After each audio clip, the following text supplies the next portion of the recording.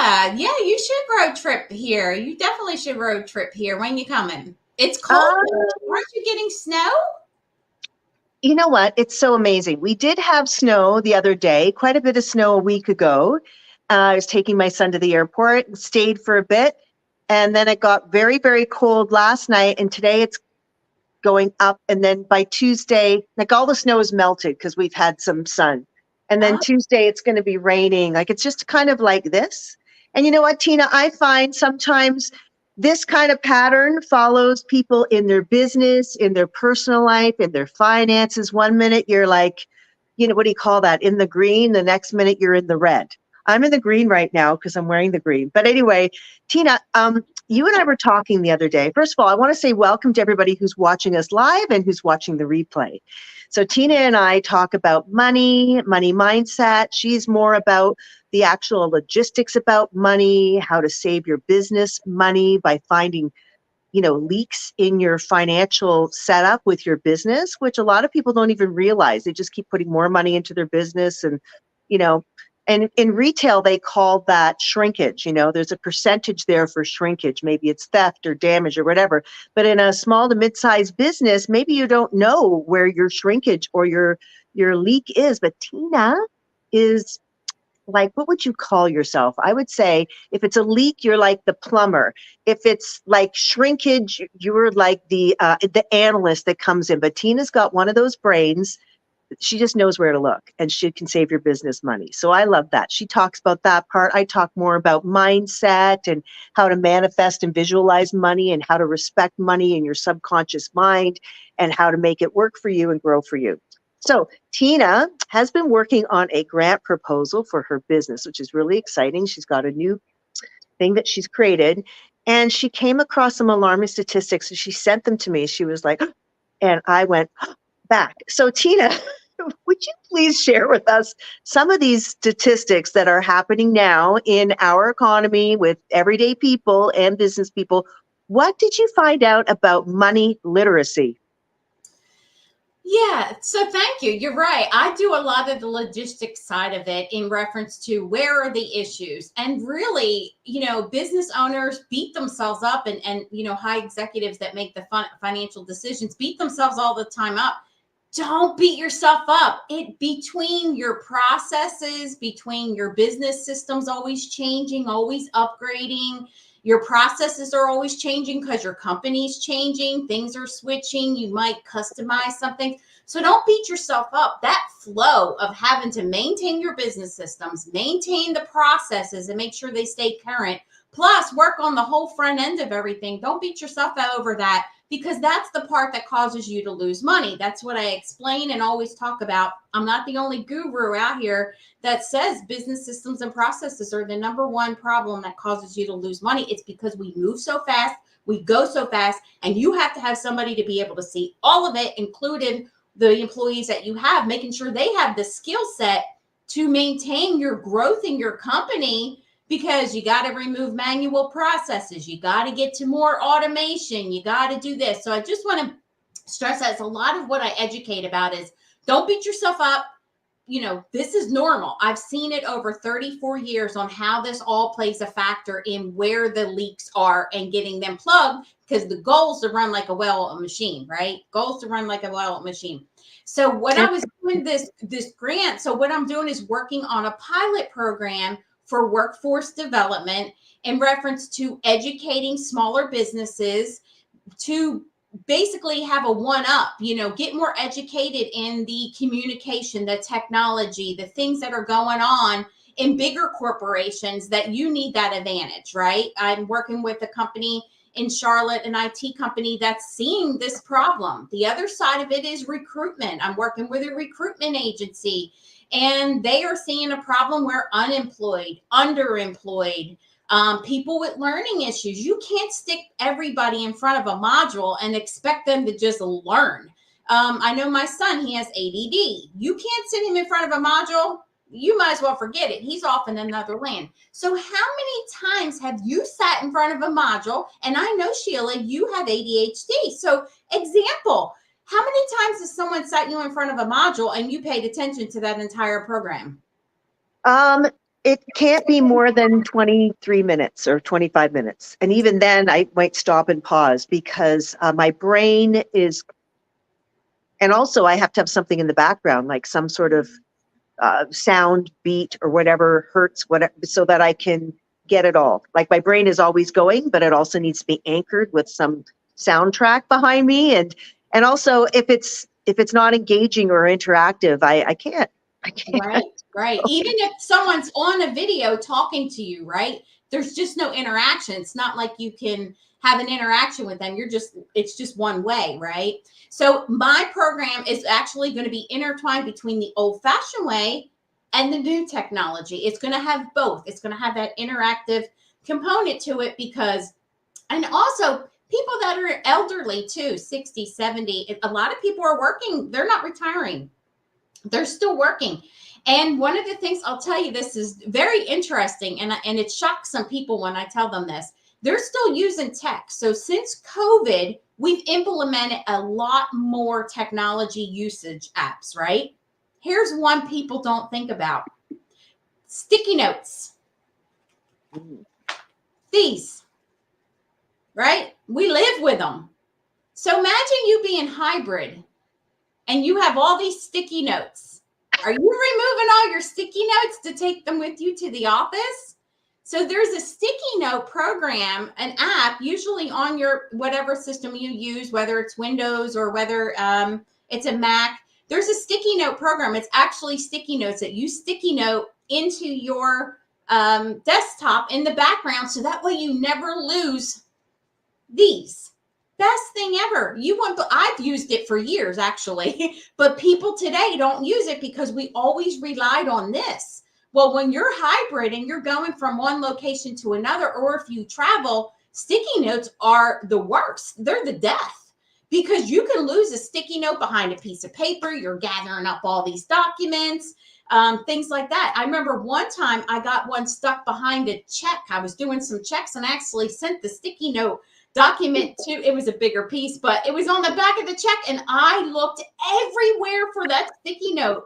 And the funny thing is, I was good friends with the vendor, and he's like, by the way, are you looking for a sticky note that says blah blah blah blah blah? And I'm like, oh, I stopped using sticky notes, like literally at that level. I'm really cautious about my sticky notes now. So you just never know. It'll make you go mad because we rely on documenting. And me getting older, I got to write everything down. I have to write everything down because I move so fast in what I do in financials that I have to write everything down. So anyway, the statistics. So don't beat yourselves up over these business systems and changes and processes and It's a lot, Tina. Like when we think about it, it's a lot to learn. And I find the technology is at even more of a rapid pace now with AI and everything it can do. It's like I'm still trying to learn some simple things and it's just steamrolling. And I feel like how my parents might have felt like, oh my God, I'm going to be left behind. Like, do I keep at it?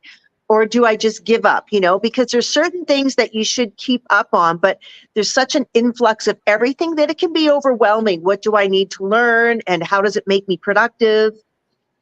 Yeah, exactly. And then you get so overwhelmed just organizing the stuff to sit down and put the information into the system. If you're not a financial, nerd, that's overwhelming for people. Like, oh my God, I just sat here for 45 minutes just trying to get some paperwork organized to put the numbers in the system. That in itself is, it's boring. If it's not your thing, like I'm like the Ben Affleck in the movie The Accountant. I'm always digging like the forensic accountant brain of mine. So I'm always trying to find a way to make things better, streamline it, lessen that burden. And the end result is, one, for the business, it's money, profitability. And two, for the employees, it's work-life balance. It's a win-win. And it works in every method I've ever done. So I'm getting this information together to really enhance this workforce development and give people a chance. The unemployed and underemployed and all the people need to learn different applications, like you and I on StreamYard. People are still learning how to use that. And then you say, let's integrate it. How do you integrate it so it plays on my Facebook, my Instagram, my YouTube all at the same time? That's a whole nother trick. Something we didn't even do 5-6 years ago. all this new technology stuff. And, I pick things up so fast on technology that, I'm like, oh, here's me. I get excited. I'm one of them. But I was putting this all together and I was like, wow. So here's the statistics. 25% of American adults don't have anyone to ask for trusted financial guidance. 25% of adults. I actually. That's crazy. That's like 25% of people. Okay. Like that's a lot of people don't even know what they have in the bank or what they need to retire. Right. And this is a generational problem, right? Because if it's affecting you, then it's affecting the generation above us and the 2 generations below us. So it's going to trickle down and the rates are going to get higher as the youth gets up. So it's so important. Oh, listen to this. This is going to blow your mind. 71% of Americans believe they have high financial literacy levels. Okay, so 25% don't have anyone to go to talk about their financial guidance, but 71% of them believe that they have high financial literacy levels. And what does that mean? Like that they know how to use an ATM or they know what investments and dividends are getting? Like it can be a wide range of things, and they could think just because they do online banking, that's makes them financially literate. Exactly. So what they did is they did a test that shows Americans only answer 35 to 55% of those questions correctly. So 71% went in believing that they had high financial literacy. They go to take a test and only 35 to 55% of those questions were correct. So, okay. Either people are lying or they really, they have no grasp of reality. They have no understanding of financial. Yeah, it's crazy. And then so only 16%. Let me say that again. Only 16% of millennials understand basic financial principles. Well, I don't even think millennials know how to write out a check. Now, I know they probably don't need that anymore, but in terms of what banking and interest and whatever, like certain amounts you have to have in your bank account or your checking account so you don't get charged a monthly fee, all those little things can add up to like 30 or 40 bucks a month. Right. And they probably don't even pay attention to that. Yeah. That's one thing. Yeah, that's just right. They don't need checks anymore. I remember when my kids were little, I had to teach them how to do that. And a couple of their friends, I would teach them how to do that because I wanted them to know. But here's the thing. Okay, so the mindset for the millennials are, okay, I'm going to import it. I'm going to just import it into my system. We're going to do this. We're going to do this. We're going to import. We're going to automate. That's what I push all the time. I push for automation. I push for streamline. I push for things to make it easier. But guess what, y'all? Somebody's got to checks and balance that automation, the streamlining. There are always, unfortunately, computers are not 100% always right? It could be the way something's set up. So if something changes, I know when I did a lot of importing, exporting setups, if something changed from either the bank side or your import software side, something got upgraded, you should be able to set that up where it goes into an error file so you can fix it and update your template or figure it out. Because you wouldn't believe how many bank import files I've done where, oh man, I go, you gotta be kidding. They either move the column, change something, added this, and now you gotta update the whole template to get all that stuff imported.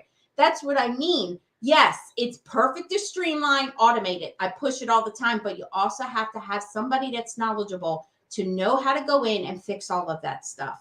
Now, and also, sorry to interrupt there, but when you say checks and balances, like when I was growing up, I had a paper bank thing, and I went into the bank and they would update it and you check, is it correct? Like how many times do people check their bank accounts online to see if they weren't double charged, or what is this miscellaneous charge, or credit cards? Like I can tell you right now, my daughter doesn't do that. Money goes in and she spends it. She never checks anything. They don't get receipts. They just say, oh, I don't have any money, whatever it is. Like there's a lot of things you need to be checking and looking at too, like, oh, I'm spending too much money dining out maybe, or none of that. Nobody does that. Yeah, and that's the sad part, right? I push for streamlining and efficiency, but there's got to be someone that does the reconciliation, right? That checks and balances is like the general term, but someone's got to be able to reconcile every month. Someone's got to be able to look and make sure, and especially if you're dealing with thousands of transactions a day of data transactions, Mm. someone's got to be able to make sure that all those transactions come in. So if you're importing on 1,010 transactions, you want to make sure 1,010 transactions came in. And if not, go to the error file, check where the error file is and make sure and see what's wrong. So that's the other component I do. So in addition to financial background, I have the IT system import export background that helps and blends all together. And that, you'd have to, I know people say, well, how do I hire somebody that even knows that knowledge? I don't even know what those people are called all the time. They don't know the type of position they need to look for to even start a job description, to even start to know. It's where they go, who they talk to that says, oh, that's how I got all of my career path. Oh, Tina, I'll go reach out to her and I'll ask her to help you. So I'm very grateful that I've gotten the experience I have to have this much knowledge in one body, one brain, because I am now to make another business more prosperous in financial with all of the information that I have. So we're not having to hire 5 and 6 people to make an impact so quickly, So it's just crazy. 16% of millennials. Whew. There needs to be an education platform there, or maybe that's something else you can do, is create like education for millennials and use my automated system of checks and balances. There's such a market there for reintroducing education and financial literacy, and with the new age and the new technology and what you can automate. And yeah, that's cool, Tina. Yeah. Anything else you want to share with us? Oh my gosh. Well, I do have a nonprofit. I just haven't done anything. It's brand new. I'm still in the planning stages of it because of that. It's called FinLit IQ Empowerment Fund. And it is going to be helping to educate the youth, because here's my thought process, right? This is my thought process. Why create a nonprofit when you're still working to get your for-profit off the ground? Well, eventually, right? Eventually, the goal is, here's my long-term plan. If I can help educate the millennials and the youth to understand the impact of what can happen in their businesses when they become entrepreneurs between the 2 and 6 year range, and making sure they get set up correctly, they won't need me when they're booming. So if I can educate them when they're younger and get them taught on the basics and understand the flows or processes, then by the time they're running between that 2 to 6 years, they'll go, Finlet IQ helped me out. I know this. I got this. They won't need grants. They won't need funding from bank. And, banks won't turn them down. Investors won't turn them down. And then they won't be shutting their doors in year 6. So if It's a great idea. It's like I always said, they should be teaching, all this stuff in school, whether it's a little bit in grade school and then high school. Like, what does it mean to have a credit card? What is good credit, bad credit? How can you leverage credit to help with your business? What does it mean with interest charges? All those things nobody's teaching them that. Nobody taught me that. My parents didn't really know that. Like, it took them till they were older to go, oh, Jesus, the money's coming in and it's going out. But, so I think it's fabulous. And of course, doing a nonprofit too, you're giving back your skills to help educate another generation so they could be more successful at their business. And then they engage with you to get your software. Like, somebody has to do it. Somebody has to make a difference. And what you're doing financially with young people, I want to do on the same side in terms of mindset and the power of the mind and neurolinguistic programming. Like, your thoughts control your life. If you feel like you're stuck in something and you feel trapped, you have been thinking that. So whatever you think about, you bring about. And how do we shift that? How do we create a freedom of that? How do we create, people think it can't be that simple. But it really is that simple to change the story in your mind and program it and go out with it. But it takes practice every single day, several times a day. It's like replacing a bad habit, like smoking cigarettes with a good habit, like going for a walk every day. You can't just quit one. You have to replace it. So I think that's great, Tina. So when you start your non-for-profit, I would love to start too and do the mindset part, or I could start my own and we could ship them. Yeah, yeah, that's right. Yes, it's long-term goal. I wanted to go ahead and get it created because the goal is, as you know, SCORE becomes, you know, more profitable and things like that. I want to be able to put the money into the nonprofit, because the goal for me in all of this has been giving back to the community. Whatever I can do to help make a difference in somebody's business, in somebody's lives, in whatever it is. With all this knowledge, I'm like, I can't let this go to waste. I went on this path for a reason to, when I look at my path and my work history and all the knowledge and the things I've done that's not even online. I mean, from Social Security disability to VA benefits to helping people apply for cars and homes and mortgages and everything that I've done outside of that, helping the young understand what a check was for, things of that nature. Just sitting down and talking to someone that's got some financial struggles, or someone that feels someone was stealing from them and asked me to look at their documents. Those are all the things I did behind the scenes that aren't documented on my LinkedIn and give you my work history. Mm-hmm. There's so much I've learned to help others. And I said, it's time. It's time to jump out and do this, because I know, hey, if I can help one person, Sheila, that's my ultimate goal. Well, absolutely. Be proactive, not reactive, because right now you're jumping into businesses that are kind of struggling with the way they've been doing business, and you're kind of fixing things and getting them on the right track. But if you could prepare people in advance how to set things up properly, what to look for, I mean, that's the whole goal, right? We want people, more people, to become entrepreneurs and not be afraid of the stories that they hear, like, oh, they were there for 3 years, then they went bankrupt. Why? Well, there's a lot of reasons why: preparation and knowledge and all that. So that's great, Tina. Love it. Well, I look forward to working with you in the future on that as well, and just make a difference. The whole thing is to make a difference. So thank you so much for joining me today and discussing the F that financials, really. Yes, F that, and you better give a buck, because if you don't, your buck's going somewhere else. So thank you so much for sharing all that, Tina. I'm excited. Yeah, until next Sunday, we'll have more topic. Sunday, 10 a.m. Eastern Standard Time. Come join Sheila and I. Grab some coffee and just chit-chat. And hey, if you want to join in, we'll be doing that too. Thank you so much. Yep. Have a good day. Okay, bye.